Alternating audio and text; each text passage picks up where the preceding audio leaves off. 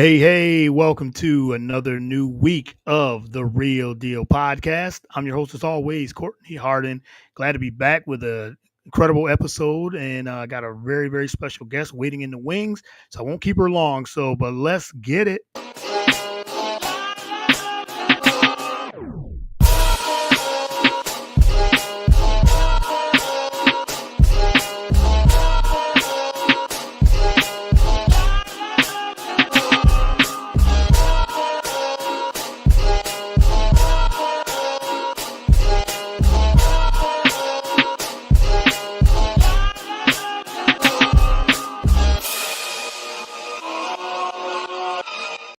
All right, welcome to another great episode of the Real Deal podcast. I'm your host, as always, Courtney Harden. Like I said, glad to be back with a new episode, new week, and a lot of great guests coming up as well. You can follow the show on all the podcast platforms, whether it is Spotify, Apple. We're on BS3 Network, BS3TVLive.com, YouTube channel.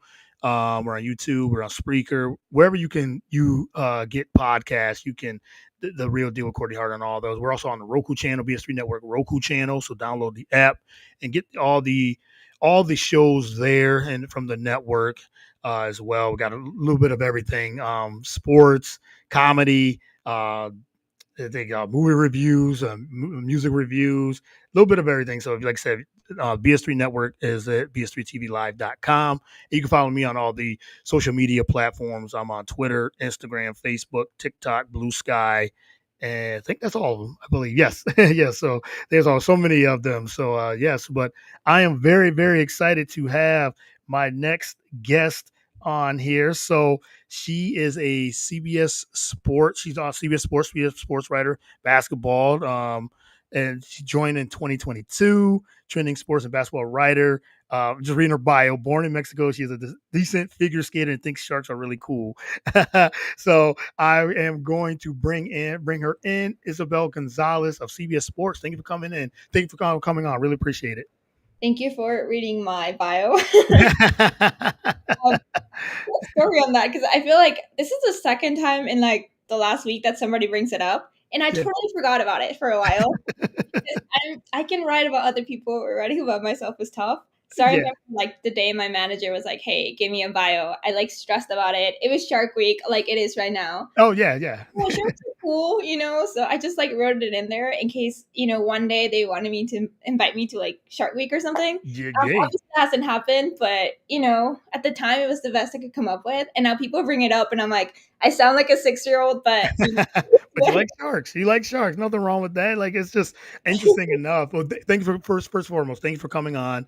Thank you for accepting the invite. Really appreciate it. And yeah, I'm so glad to have you on. I'm very excited to get to know you a little bit in interview too. So, but before that, yes, Shark Week, and it's funny. I like Shark Week. I remember when Michael Phelps did Shark Week. Yeah. This was quite a few years ago, and was excited for that. Then Jaws just celebrated their 50th anniversary, so there you go. So there's nothing wrong with that. But I love that. I love the bio. I love that. You just say I make it simple and everything. So I'm a decent skater and shark, and I like sharks. So there you go. Definitely, the figure skating thing's cool. The shark thing, I take it or leave it. But okay, all right. So yes, but again, thanks for coming on. I really do appreciate it. But when we get first question, I always ask my first time guest, who is we kind of read a little bit of your bio, but who is Isabel Gonzalez, and how'd you get into writing and sports in general? Yeah, so other than obviously figure skating and sharks, so I'm a kind of like a feature writer at CBS Sports. I do a lot of interviews and do like more in-depth analysis and some features. I like to do interviews mostly for basketball, but I've done tennis, football, a little bit of everything. So that's kind of my main role there. When I first came in, my background was actually NBA and men's college basketball. But then I got to CBS Sports, and we already had a lot of the senior men's college basketball writers. So then they asked me, "Hey, do you want to, take the lead for the women's basketball?" And it was a challenge for me because obviously you have to start over, you have to get new sources and stuff. But it's been so fun. I've loved this journey so far. So yeah, like now I kind of write about both men's and women's, which I think it's pretty interesting because usually you focus on one or the other, but I Right. do both. All right. Well, I love that. And like you said, featured writer, and we're gonna get in. I want to dive into the writing and just in general journalism and things like that, where it's going and things like that. So, but you said it says in your bio that you said born in Mexico. Talk about your upbringing, a little bit of your background on that. Yeah, so I was born in Mexico City. And when I was 11 years old, I moved to South Carolina. That's where my dad's side of the family is. And obviously, very different sort of culture, like moving from Yeah. Mexico to South Carolina to the South. And then I moved to New Mexico when I was 13. And then eventually I went to the University of New Mexico. And if you know anything about New Mexico, there's not a pro sport. I mean, there are some, but not like, top level sports. So Right. everybody just loves basketball, college basketball. So I remember when I was in high school, I went to games with my family and I thought the environment was so fun. And I think me coming from Mexico, I wanted to experience the American culture. Hmm. And the New Mexico football team was not great, honestly. So, I knew I wasn't gonna be able to experience the same as like Alabama or whatever. Yeah. But I was like, whoa, our basketball team's cool. Like people love it. So I loved being in that environment. And when I got to college, I actually wanted to do advertising. I didn't know about journalism. But long story short, when I was doing my registration, the girl who was helping me, she didn't explain the majors correctly. So there was like two types of communications, and I ended up in the journalism one instead of the advertising one because this I think she was like a junior in college. Mhm, Didn't mhm. know how to explain it, so because of her, here I am. Yes, yep, So in college, I realized I was in the journalism track and I was in a film program, so I figured that's okay. I can mix all my skills. I thought I would be doing more like sports content, maybe like social media, right. how everything kind of like worked out where I became a multimedia journalist. So once I graduated, I already had some experience writing from the school for the school paper. I did a soccer show for UNM. So just did a little bit of things here and there, and I Right. graduated. I realized I really like sports. Obviously, I knew I liked watching them from high school days. But Yeah, once you're in it, I think it's just so fun to be able to tell stories that people don't see. Like I see myself as like that middle person. Like fans don't see everything. Obviously, like not every fan can talk to the athlete. So when you're in the middle, it's your job to just kind of like show different things and tell the real stories. So yeah. yeah, I like that. I like that. I just yeah, it is interesting, like, different, places, different, sports, cultures, and just in general, and he said South and the East, and I mean, yes, it all comes down to the storytelling of it all, and, but it is a lot it is different, like you say, you go to West Coast, it's different, you go to East Coast, it's different, go to different cities and countries and all that, sports is just different, but at the end of the day, everybody loves to watch it. And I think that's the main thing. It brings people together and love to watch it. You said it was different, but it's still it's still that people love to watch whatever the sport is. Yeah, for sure. I think that's why I really wanted to be closer to it because I Mm. remember going to games, and obviously I'm not a basketball player. As we previously discussed, I'm a figure skater. Yeah. That's a little Right. more niche. But if you're not a basketball player, how do you get into the action? So for me, it was being able to tell those stories, and I really just started with camera work, and mostly with soccer. So I remember just watching it like literally with the lens. Um, and then just thinking, well, this is really cool. Like I was Yeah. excited to even be just doing that. I never thought I would actually be interviewing people. That just kind of happened. But I just like being able to like show people like, hey, this is really cool. Watch this video. But You're we're right. excited. You're right. No, I mean, and I think that it seemed like that kind of hones your skills into what you're doing now. And so yeah, that's it's amazing that you were able to excuse me, got a tickle in my throat. All right, so it's allergy season. Yes, there. Okay, sorry about that. And let me get a drink of water. Jeez, I know live podcasting happens. No, it happens. I have a little dog sleeping right here. I'm just Mm. like please do not wake up right now. All right, sorry about that. Yes, so maybe I got so excited. We're talking about sports and journalism, things like that. So I got maybe more excited. But anyway, yeah, but it just shows that how versatile you are. You said you were doing your multimedia things and things like that. So, but before we get into that, I want to get into your figure skating. How did that all come about, and the love of figure skating? So it came about because I didn't know what to do after. Okay. I think I guess a lot of my life is just trying things, honestly. Because when I was in Mexico, I took swimming lessons mostly because my mom didn't know how to swim. So she was like, Mhm. "I don't want you to drown." So it's like, I'll take swimming lessons. And I remember I didn't like it. Like, I Yeah. liked swimming, but I didn't like going back and forth. To me, Going that back and forth. well, when I when we moved to the US, my mom was like, pick something to do after school. And here I was like, well, definitely not swimming. Right. And my grandma lived maybe like 5 minutes from an ice skating rink. So for me, I was like, well, how can I hang out with my grandma? I'm gonna do ice skating, because I can just use that as an excuse to go hang out with her all day. Um, Yeah. like on the weekends or something. So I started skating and I actually didn't know I was gonna do like the jumps and the spins. I thought I was just gonna be like skating around the Just rink. get around the ring, right? Because I thought about roller skating and I was like, oh, I just gotta learn how to skate around and that's it. But Yeah. no, like once I got to, higher levels, I kind of fell in love with it instantly, honestly. Mhm. And I was just trying all the jumps, all the spins. It worked out. Eventually I got a private coach.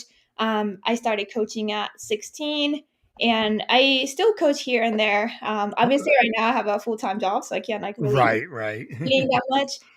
But yeah, like it became kind of like a serious thing. I knew I was never gonna pursue it like professional just because it is a very expensive sport. It's so time consuming. A lot of kids are at homeschool when they're doing it. Um, Right. my parents were like, no, focus on your career. But I still really love it. I've gone to judge competitions, coach, compete a little bit. So yeah, Okay. that's So you're background. still kind of into it, and Yeah. still like being around it is almost like when you grow up and you love sports and you just say, I want to still be on it, still be around it. And you, like you said, you kind of said earlier, you kind of say, I want to be closer to the action. Like it might not be a professional, but I'm going to go ahead and try to be around it and maybe coaching or teaching or something like that. And I think that's interesting that you said you go judging and coaching and still do a little bit of figure skating. So that's pretty cool. Yeah, and I think sports teach you a lot. When I Hmm. got hired at Yes. CBS Sports, I remember one of the people that interviewed me, they told me that they liked that I figure skate. They saw a video I posted on Twitter, which I never really post figure skating stuff on Twitter, but I just did because I don't know. I just thought, my spin was cool that day. So so Yeah. I remember he brought it up. He was like, "Listen, one of the things I really liked about you was that you did sports, because I feel like that shows you're coachable, especially with something like figure skating, where it's not an easy sport. You got to really be like detail oriented. You got to be so dedicated. So figure skating actually kind of helped me in a way to get this job because it does teach you a lot of those skills that you need to be a successful adult." Yes, yes. And I'm sure discipline and all, and I'm sure a lot of discipline. It just looks like, yeah, that a lot of discipline and he said, and athlete, being an athlete and everything too. So yeah, figure skating is, you're right. It seems like it's a lot, like I said, a lot of discipline, a lot of, he said spinning and everything too, but you definitely got to have a passion and love for it, just like any other sport.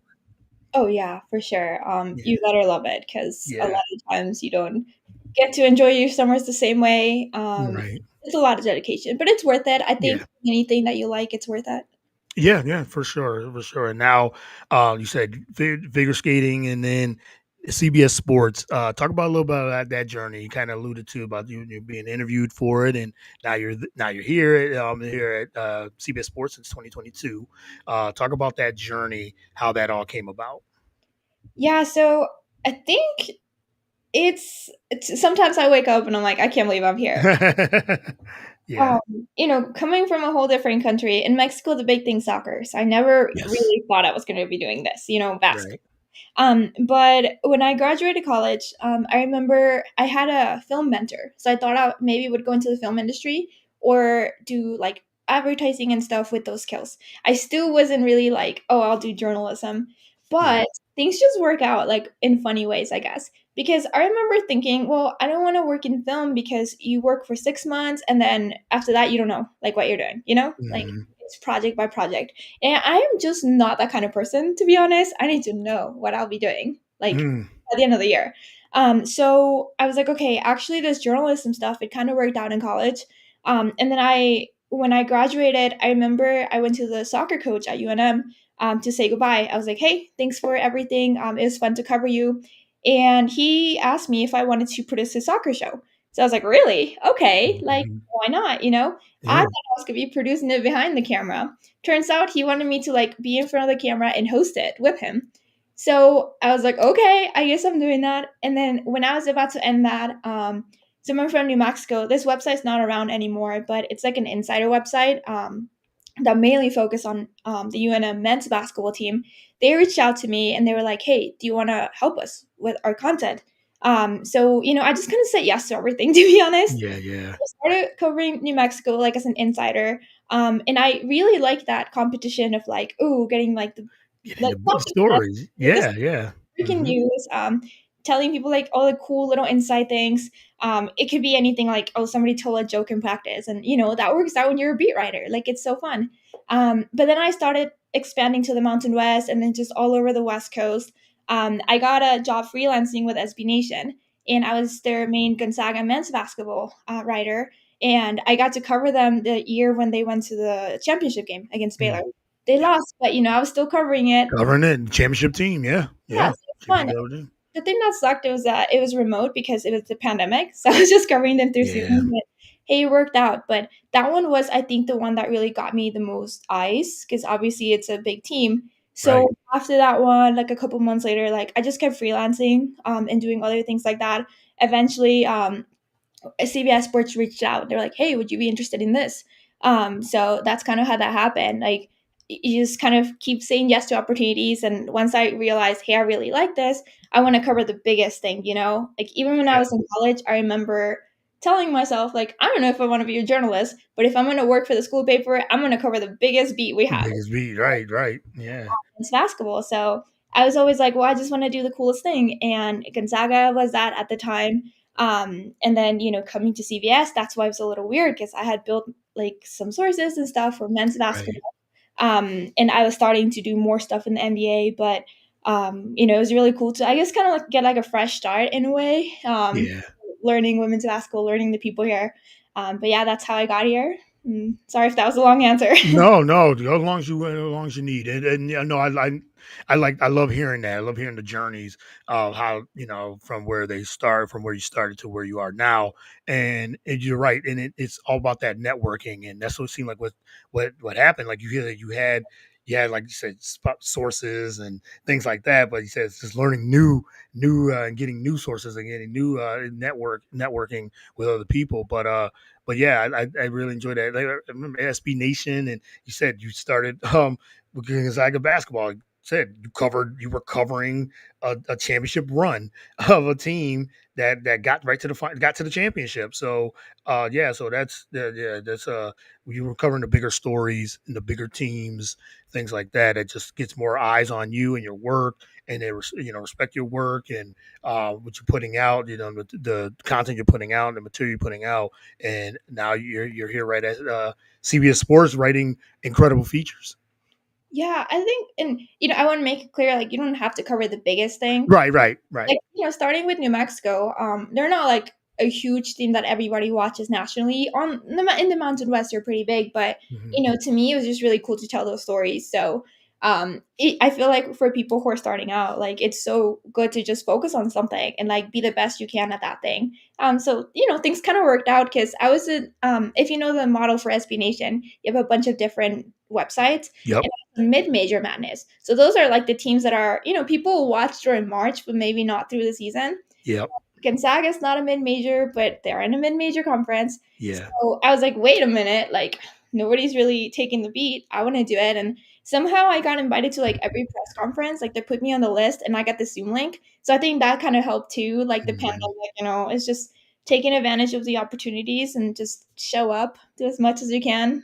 So, Yeah, yeah, and I think great advice too for anyone that's listening. We got a couple of if you got any questions for Isabel, put them in the chat as well. We got Nathan Ramasandra, Nathan Sports Rush. He says hi, Isabel, I, and he says yeah, he does have a question. Your favorite memorable moment so far? ooh, that's a good one. I think I've had a few, but maybe being at WNBA All Star last year, I feel like that was a really great moment for me to be. I don't know. At the beginning, when I first started, I had this imposter syndrome, to be honest. Okay. 'Cause I was like, "Do I deserve this?" Because I started with men's basketball, so then I was like, "Okay, I really got to learn." And when you cover women's basketball, there are some OGs of the industry, Hmm. and you kind of Yeah. wonder, like, what do they think about me, And you have to, like, push that away because if you got Yes. hired for something, like, just do it, Like, that means you're qualified. They believe in my writing skills, and, it's just more research, more time to learn everything. But Yeah. going to WNBA All-Star, it all felt like it came together. I was like, "Wow, like, I do know who these people are. I've talked to a lot of these reporters, like, I'm here." And it just felt really cool to, tie it all together. So maybe that, I don't know, like the whole experience. I got to do a lot of interviews. Like I interviewed like Brianna Stewart in person, and a few other people just sitting there. Pitbull was performing at halftime, so that was Yep. awesome too. Yeah, and that was the USA versus the All-Stars, that year, last year, the big rookie class with, Caitlin and Angel Reese, as well, but, no, that's incredible, that's incredible, moment and that you had, and you're right, I think and then I was going back to you said, and that's like I said, with advice almost too, kinda like you just were saying, "Yes, I'm gonna say yes to everything," I'm just gonna say because you're right, you didn't wanna lose any opportunities on top of that, you're just like, I want to work, and you kept working, kept being persistent, and next thing you know, you said you're at the WNBA All Star, amongst other journalists and other media personalities, things like that. But it just shows the hard work and dedication that you've done throughout your career, and say, yes, I'm here too, and I'm alongside my colleagues and people I've known or looked up to and anything else too. So yeah, it's very well deserved. You're there covering the athletes as well. Yeah, for sure. And kind of like a funny story on that. Like Mhm. everybody knows Debbie Antonelli, right? Yeah. Um, I remember before I got the job at CBS, because of the pandemic, like there was this conference I was going to, and it got canceled. And at this point, I was still like freelancing, and I knew for sure I wanted to do sports journalism. But then I realized, like it's tough too, just like Yeah. it's really tough. So I remember looking at a list we had of like contacts that we could reach out to, and she was one of the people on that list. And I reached out to her. I was like, "Listen, I'm just picking people's brains right now. We're in the middle of Mhm. a pandemic. Everything's tough. I want to learn. Like, don't worry about a job. Like, I just want to learn. Like, tell me what I should be doing." And I remember her telling me, like, "Well, what do you do?" And I said, "Well, I do men's basketball writing." And she's like, "Well, I do women's basketball and more on the on camera stuff." And she was like, "It's very different, men's and women's basketball." And I remember thinking, like, well, her advice was really helpful. She just kind of said, like, keep going, keep working hard. It's very general advice because I was doing men's, she was doing women. So it's a little bit different when Yeah. how you approach it. Okay. I remember, like, just, finishing that call. I was like, well, that was really nice of her anyway, because I know we do different things. And then, going forward, then I see her again. I haven't actually talked to her since then, but I see her again, and I'm like, wait a minute. This is like a cool moment for me because Yeah. like without thinking about it manifested this for me because in my head I'm like, well, she had asked me like, well, are you thinking of doing women's basketball at all? I'm like, no, probably not. I'm pretty set on men's basketball, and here I am like doing Now you're doing women's. Yep. for that. Yeah, that's a very good full circle moment. It's incredible. Like it's incredible who you meet, even in person or even something like this is a Zoom or a podcast, and then the next thing you know you meet and you might see them a year down the line or something like that. It's like wow, that was She did. They did. Yeah, that was great advice. And now I'm in the same room or just talking at the same time. Again, networking. I think it's important. It's very important. Like with us, it's like I think I are the algorithm of either Twitter or Instagram. And started following you, and you followed me back, and we just kind of just networked and connected, and here we are on the podcast together. So that's yeah, social media definitely has its pluses and it has its minuses, but it definitely has its positives with it when it comes to networking for sure. Yeah, for sure. I've gotten to meet a lot of cool people just through that. Mhm. Or it makes it easier when you see them in person as an introduction, like, "Hey, Yeah, I follow you on Twitter." yeah, I yeah, was covering the Nuggets last year during the playoffs, and I remember there's this guy from the Nuggets. Like we're just staring each other through like opposite sides of the press conference room. And then by the end of the night, we're like, "Hey, wait, we know each other." Like we yeah, yeah. We follow each other, right? Yeah, yeah.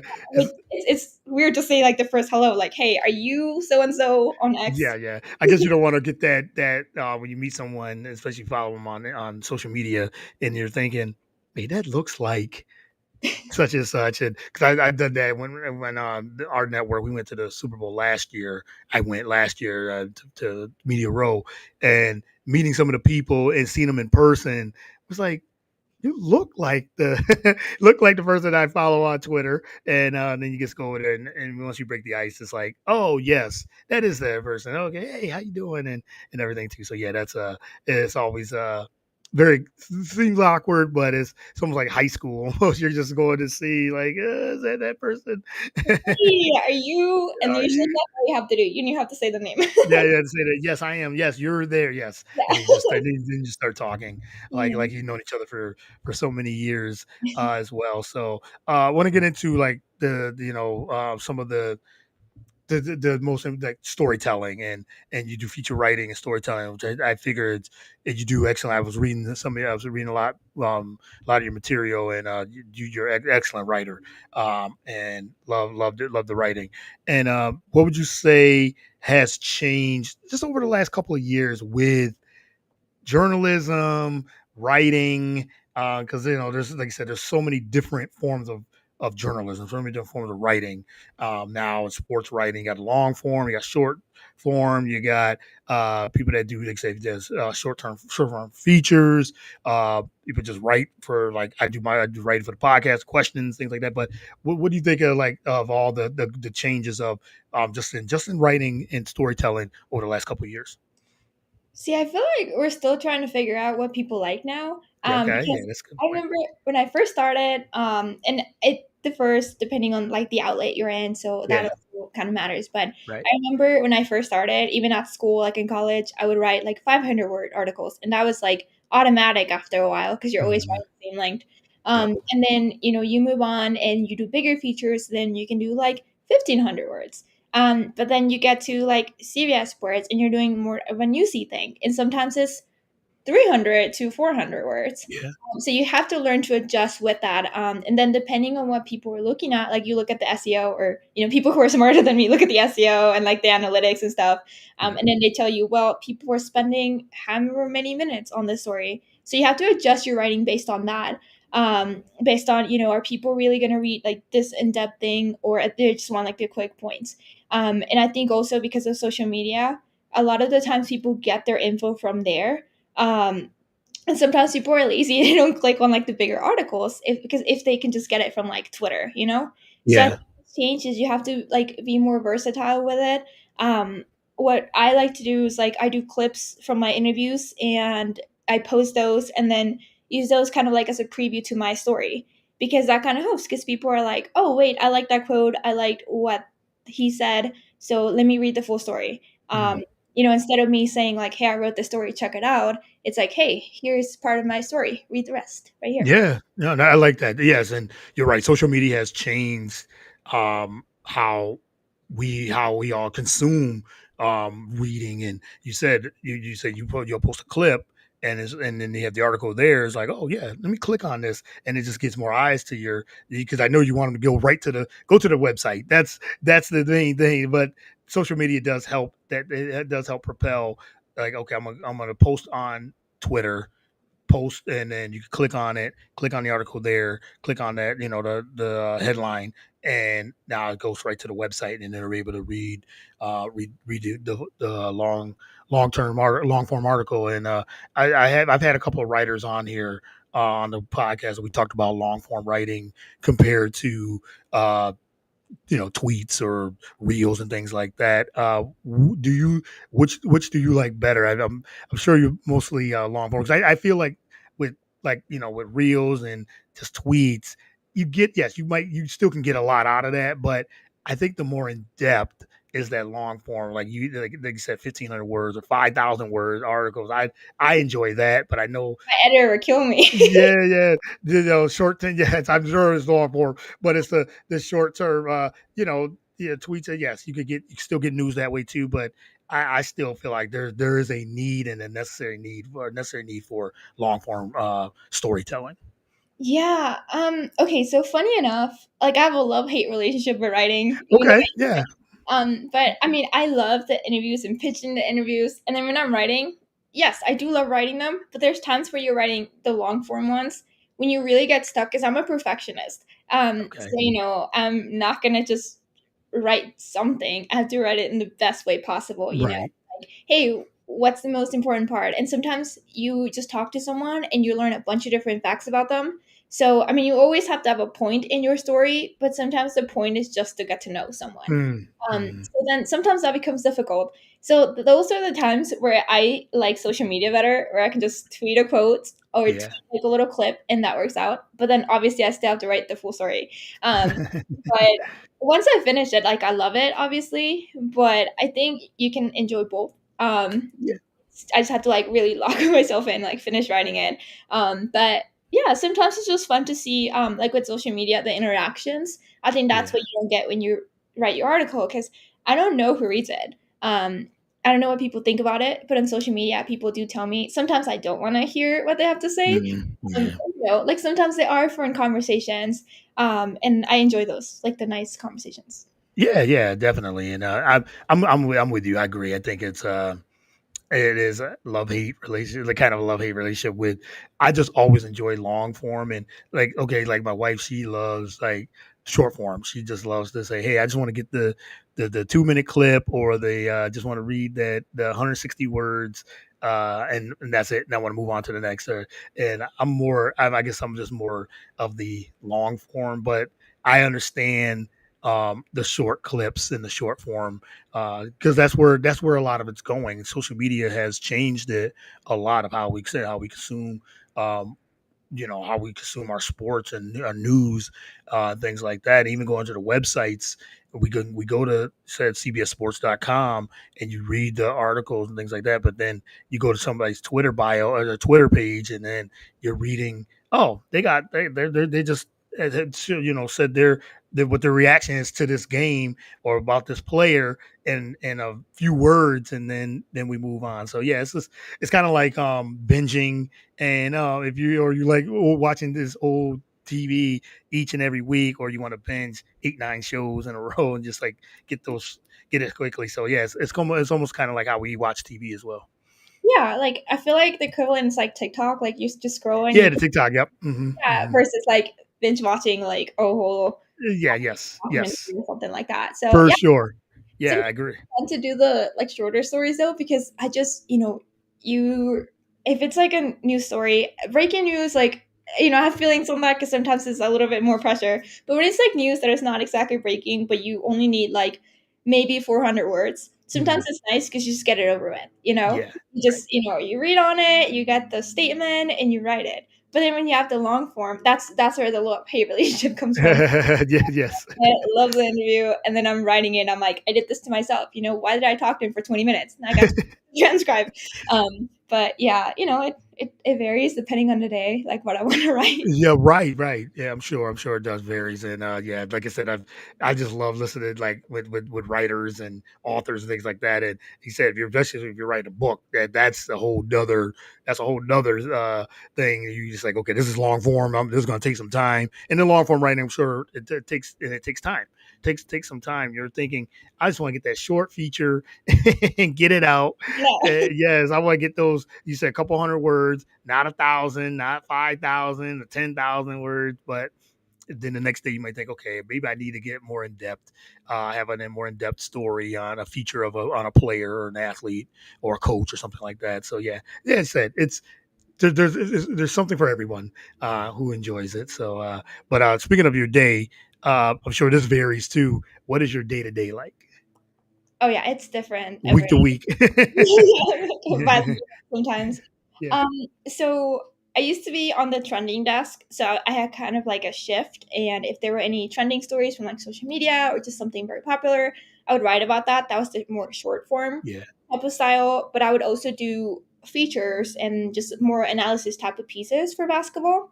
And then for tennis, I used to do a lot of the like the Grand Slam stuff. So scores and previews, recaps, all of that.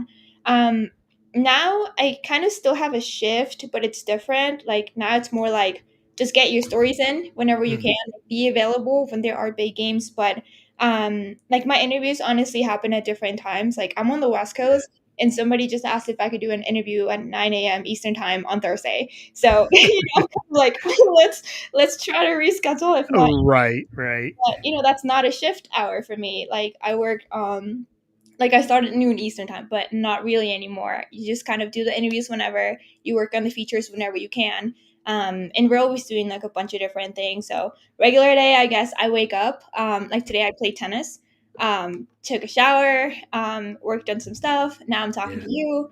Then after this, I'm gonna work on some more. Like sometimes I work remotely, so sometimes I get tired of working from home. So I'll just go to a coffee shop and just like force myself to stay there until I finish at least the draft or something of a yeah. story. But that's how it goes. And then I go home again, watch the games that are on, and then just write anything off of the games if something happens. But that's it. It's not as Okay, exciting as people think it is. right. But you love it. That you love doing it. I'm sure. It's just I can tell by the passion and you said dedication and you put the time and effort and to be the, as you said, you're a perfectionist, so you take the time and effort to do the best as you can with everything, with the interviews and the showing up to games and the article, the writing and all that too. So yeah, I'm sure it's sure if the passion's there, the passion is always is there for sure. I can hear it in your voice as well. You need it if you want to work Yeah, at like especially in March because I do like college basketball. My goodness, like the we sleep in May thing. It seems like a joke, but it's not a joke. I feel like it's for real because yeah, you're traveling all the time. That's when my right, day's so interesting. You're going to locker rooms, writing, press conferences, all of that. right, But you really have to love this. Like a lot of people get into this for the wrong reasons, which is just being around yeah, like their favorite athlete. But that's not how it yeah, works. Like, I mean, yes, you will get to talk to them, but not all the time. Like there's a lot of research involved. There's a lot of like networking. There's a lot of just studying. You feel like you're in school and you never yeah. graduate. Like you're just working.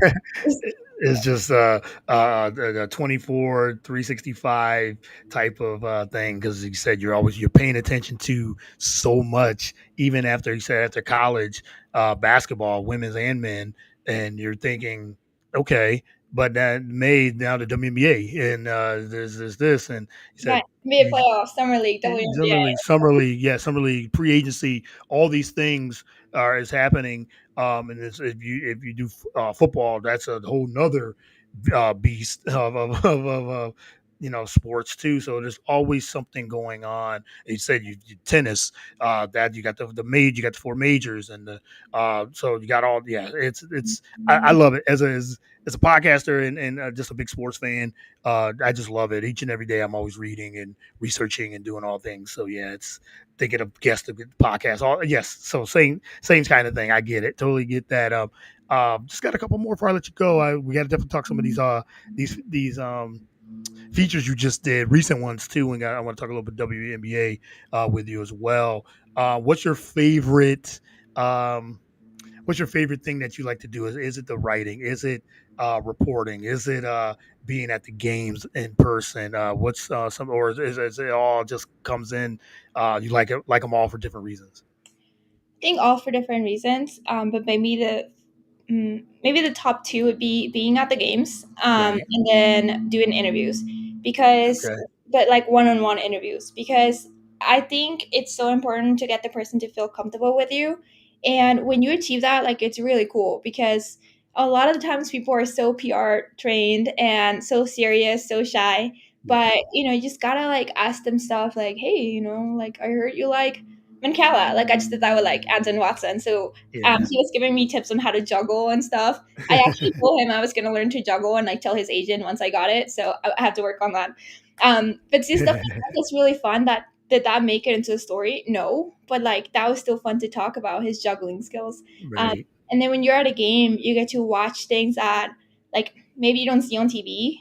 You get to see all these little things, like little interactions, and you also just get to hear like the energy of the crowd and like really see why sports matter. I know that sounds dramatic, but like you hear all these people coming together to cheer on a team, and that's really cool. To me, that's like, wow, like for 2 hours we can forget about all the problems in the world and just focus on this game. So Okay, yeah, I like that too. Yeah, it's you're right. I think they said it probably just varies. As you said, when you're writing, you have that love hate relationship, and in a good way, like you said, and in a great way.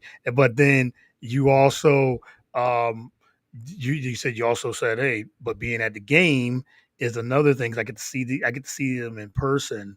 And maybe doing an interview right in person too is tremendous as well. So yeah, because like I said, depends on the day of of that. So, but all right, let's get into some of these stories, recent stories that you just done. But follow Isabel, CBSSports.com, and writer slash Isabel Gonzalez. And they say incredible work.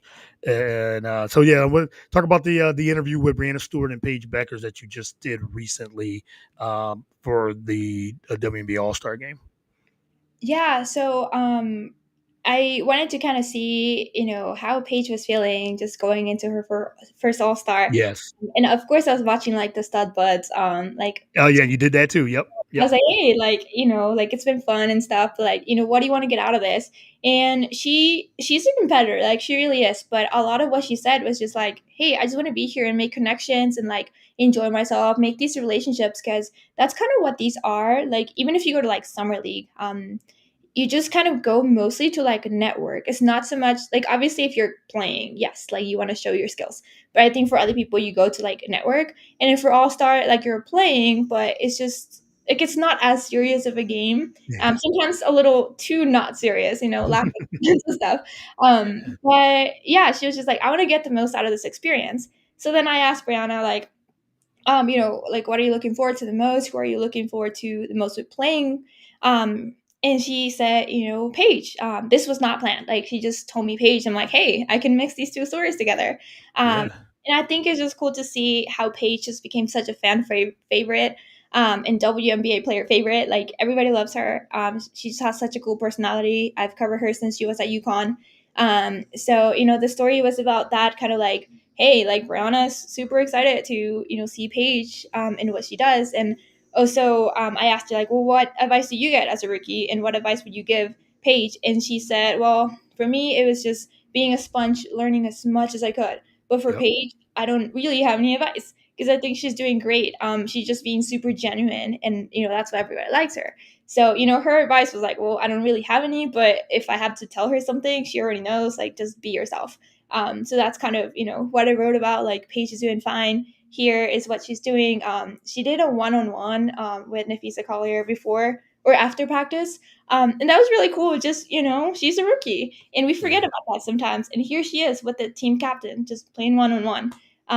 So kind of wrote about that experience as well.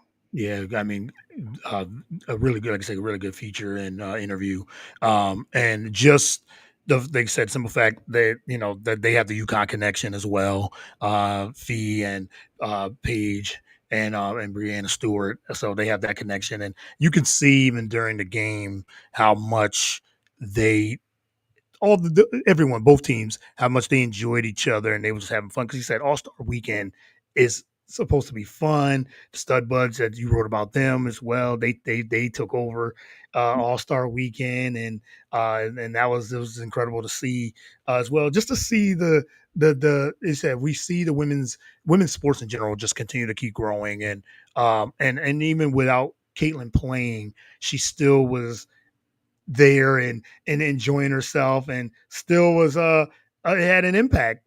Just kind of, it was in Indiana, but it just having an impact of there, just and just to see that, and just to see all the women there, just being together. It was great to see. And then the game wasn't as competitive, but but there was a lot of factors in that too. 4 point shots, and once team fees the team started to hit, they started hitting right from the first quarter. I was like, yeah, it's gonna be hard for Team Caitlin to come back, but they was out there having fun. Yeah, I mean, no defense, let's be Yeah, honest. no defense at Like, all. that's also part of it. Yeah, You just trying to make as many shots as possible. right. It's like, Yes. like they have fun, so Yeah, they enjoyed it, and you said you got a lot, and you said you were able to rate a feature on the Stud Buds, and you said they just did their live stream 72 hours straight, and you put a did arc on them too. I mean, that's in itself brings more eyes to the W as well, and so yeah, you had that going on. That was a big storyline with the All Star game as well. that was so fun. I don't think all my editors really had been following. Like they have other stuff, of course. So Yeah, I was kind of like, "Hey guys, stud I butt got Steve this. last night." Hmm. So I feel like the last night I was like, "Listen, Hmm. I feel like we have a lot of top moments. Can I please just write like top 5 moments?" Yep, Like yep, obviously a lot of the stuff like they're not PR trained, so some stuff was not super appropriate. right. But, there were a lot of like good moments. I was like, "Hey, like." I think a lot of people were confused because I remember the first day I was like, "What is Step Buds?" And then by second day I was like the biggest fan. So, Yeah, I was like, well, a lot of people were probably like wondering why everybody's playing Ping Pony Club like nonstop. So I wrote about who they yep, were and then my top 5 moments, the appropriate ones, or top 6 moments actually. Because the last night they did like a cool thing with like Diplo, who's an EDM DJ.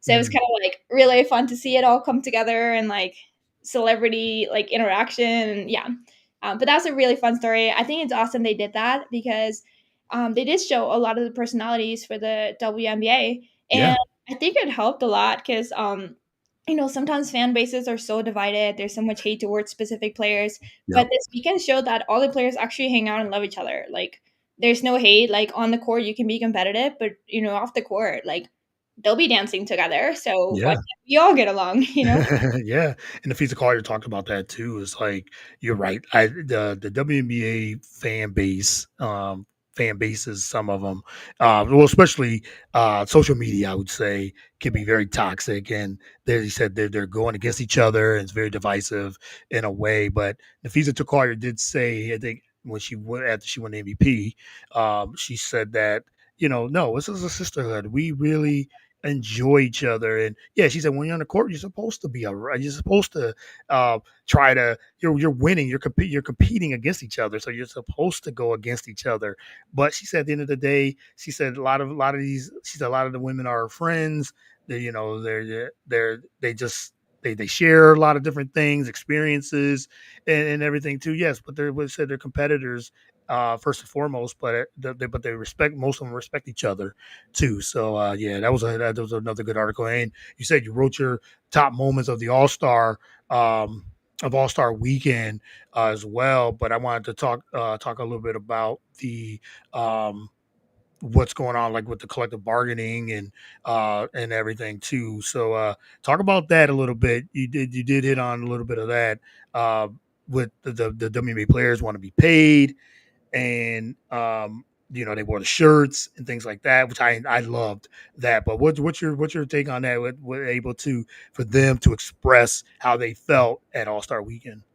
I thought it was cool because they had over 40 people show up to the meeting. Yep. So it really showed, and that was like their biggest turnout ever. So I think at this point in time, like all the players are really coming together and Yep. seeing, what they've done as a group, like helping women's basketball grow. And then again, like that unity, like maybe they do have their differences on the court, but when it comes to this, like they all want to succeed together. You got to Yeah. be together to like get that agreement to happen. So it was cool to see that big turnout. And then of course like the support from fans, I thought that was also like a super unique thing. Um, Yeah. if you saw, like, the fans were chanting it.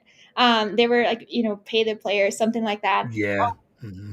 So I think it was, maybe it was Sabrina Ionescu, or no, I think it was Kelsey Plum who said that they actually didn't expect it. Like, they didn't expect the fans to do that. So it was like a cool moment to see, like, hey, they have our back too. Because on social media, you hear a lot of people kind of like angry at the players, like, hey, like, just play, but you can't do that sometimes. So it was cool to see the players coming together and then the fan support. And the players had fun during the weekend, but they also didn't back down. The shirts was like a thing that they decided on Saturday morning. They had a quick Yeah. meeting, decided the Hmm. shirts. They wore them to warm ups.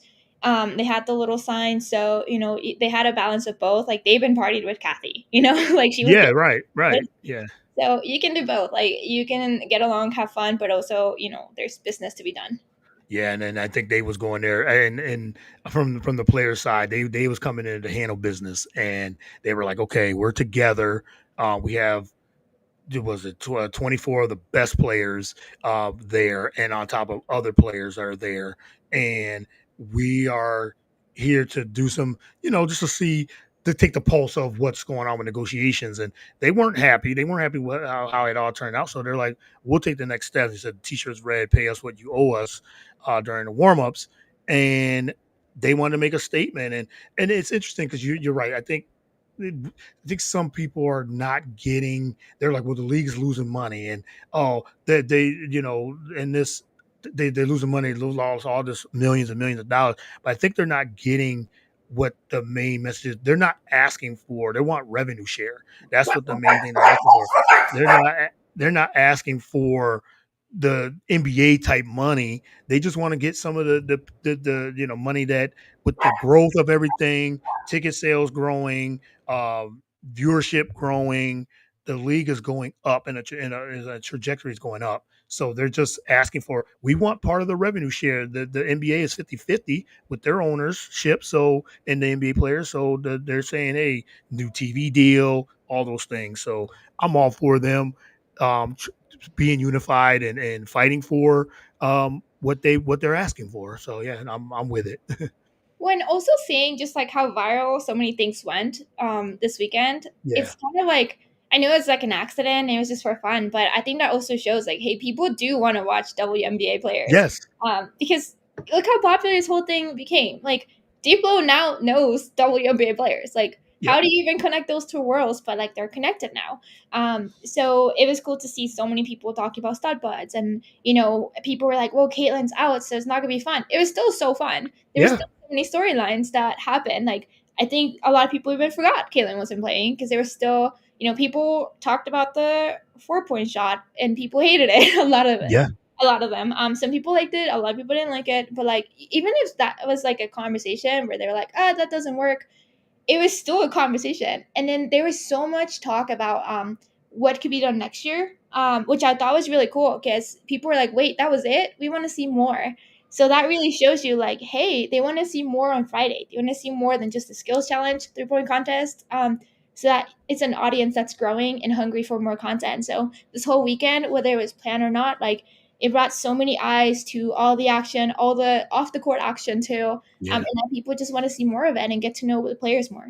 Yeah, they do. And then I think this was a great platform. It was a great opportunity to know, even if you're, you said, if you're if you were an Indiana fan, Caitlin Clark fan, uh, you got to see, oh, Lafisa Collier. Yes, she is she a dominant player, has been for years.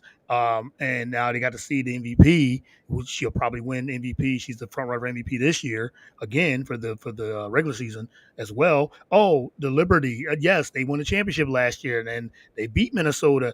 These two teams might clash again in the finals. That was viewership rate. I mean, the ratings were through the roof on that. So yeah, you got a chance. You said stud buds. You got a chance to see a lot of different players. 3-point contest. That was very exciting. Even without Caitlin, that was still exciting because if people forget, Sabrina, great shooter, record-setting shooter from a couple years ago in the 3-point contest. You have that. So yeah, it's yeah, it was a great time for the storytelling and other people to watch other athletes, other women athletes from the WNBA, and they got to see, as you said, there was still a lot of eyes, yeah, on the game and on the weekend. And so, even with like people knew Sabrina, right? But she yeah, brought eyes to Sonia Citron. She, yes, like yes, she brought eyes to someone who people might not know about. She's a rookie, and she was like, "Hey, I'm gonna give her half my money," because yeah, the fact that she competed in the 3 point contest, that's scary. But yeah, she did it. She was so brave. So I thought that was cool because then we learned more about her. Obviously, I knew about her because I covered her, but like yeah, yeah, learned more about her. yeah, And then like Kiki Iriafen, like she yeah, was, yeah, like Paige was the one everybody talked about the most, but then Kiki just went out there and like she killed it. I feel like yeah, if it hadn't been for, like Nafisa breaking a record, and other top players, of course, like we would have talked about her too. yep. So we got to see a lot other players who don't usually get the spotlight get a little bit more of it. I love that. Yeah, yeah. As you said, Sonya Citron and Kiki Irfin. Yeah, they were, as you said, like we know them, but and everything, but others that might not have um, now know. Okay, yeah, they're ballers. All these women are ballers. So yeah, Yeah. that's for sure, and everything too. Isabel, this has been. I could have talked to you for hours. I love doing this.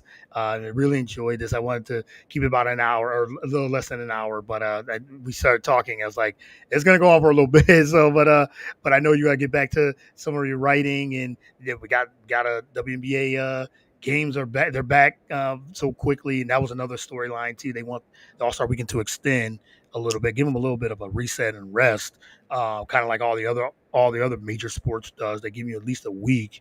I think they should have came back to like Friday, but maybe that'll be talked about with some of the collective bargaining and everything too. But we got to do this again for sure. I think I would love to have you back on, talk a little bit more and everything too. But it was good. It was good to get to know you a little bit and everything. But what's next? Last question is, what's next for Isabel coming up? I'm sure there's, like you said, it varies by a little bit of different things that you're working on, what you can announce. But what's next for Isabel? So at this point of the season or summer, I guess, off season for me for college, I'm gonna be working on more college features, kind of like off season, preseason stuff.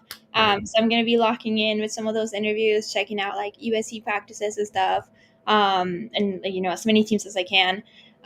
So a lot of that content, college basketball. I know it's still a whiles away, but we're It'll gonna be here in no time. Yes.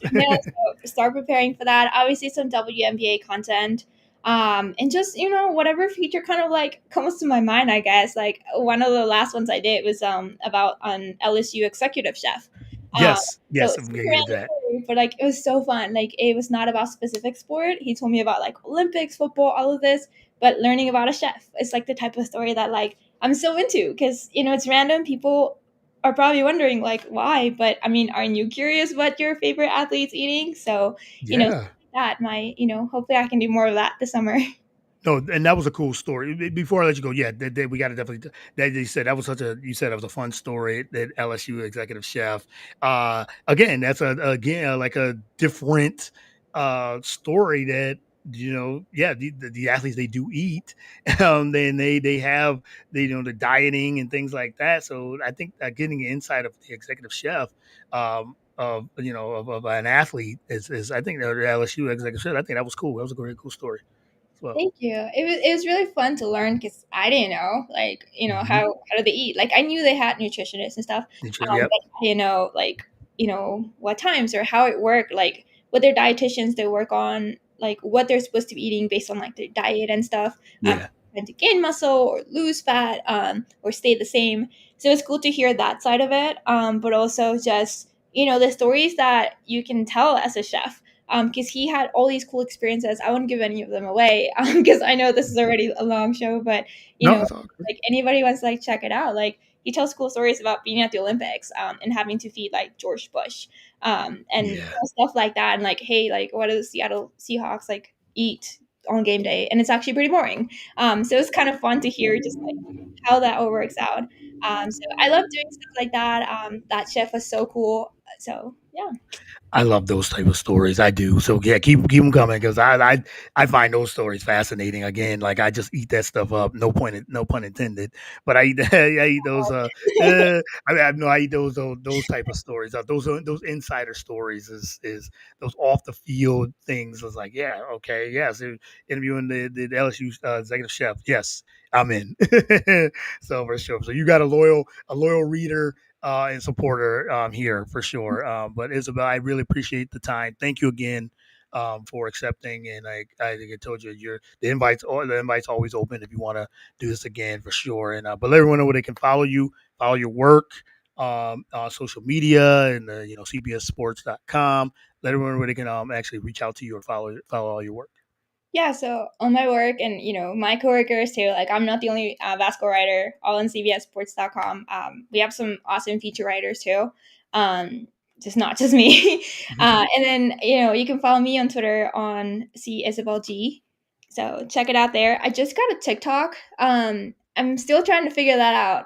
Okay. But yeah, Uh, like you can also check that out. Like I'm trying to, we talked about like that balance of like posting stuff. Um, yeah. so Yeah. I'm kind of learning that one as well, but definitely on Twitter, maybe TikTok if you want to be in this Yes, adventure with I'll me. follow you on TikTok. I follow you everywhere. We follow each other everywhere else, but I'll definitely follow you on. I'm starting. I'm with you too. I'm trying to use TikTok a little bit more, but I still like Twitter. Because I just like Twitter a little bit better. But you said that balance, but yeah, for sure. Yeah, it's just fun, like Yeah. social media, like you're interacting with people. So like Yep. by all means, like if anybody has a question, like you can message me, you can comment on the stories. So yeah, Yes.